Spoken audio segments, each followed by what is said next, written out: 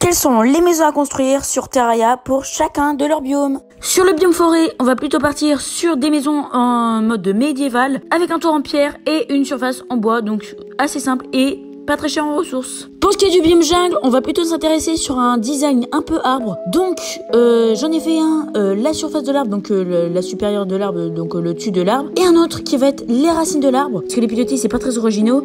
Et voilà, comme vous pouvez le voir, les villageois peuvent venir. Pour ce qui est du désert, on va pas trop s'embêter, on va juste prendre du sable et le cuire au four. Comme vous le pouvez voir, c'est ça que j'ai utilisé pour les blocs.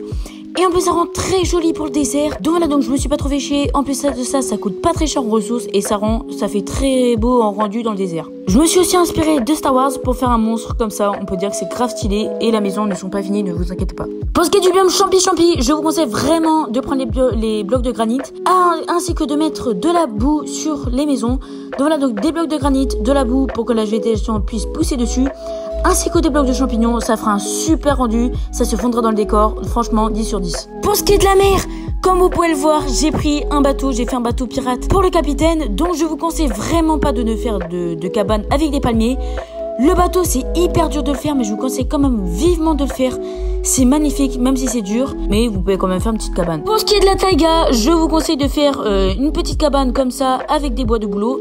Mais regardez, sinon, c'est magnifique. Vous pouvez faire des igloos avec une cheminée et des petits sièges au sol. Donc voilà, je conseille vraiment de faire des igloos avec des murs comme ça. Vous pourrez même faire des petits sous-sols pour la taïga, c'est magnifique. C'est vraiment conseillé.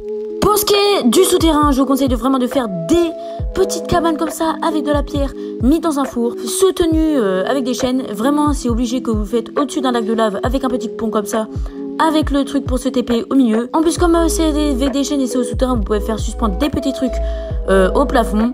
Donc c'est magnifique. Je vous conseille de mettre le gobelin ainsi que l'ouvrier. Donc là, donc c'est hyper simple et c'est pas très cher en ressources. Et pour ce qui est du biome nuage, si vous voulez faire des constructions dans les nuages, donc je vous conseille vraiment de faire des maisons comme ça, un peu en suspension, toujours avec des blocs brillants.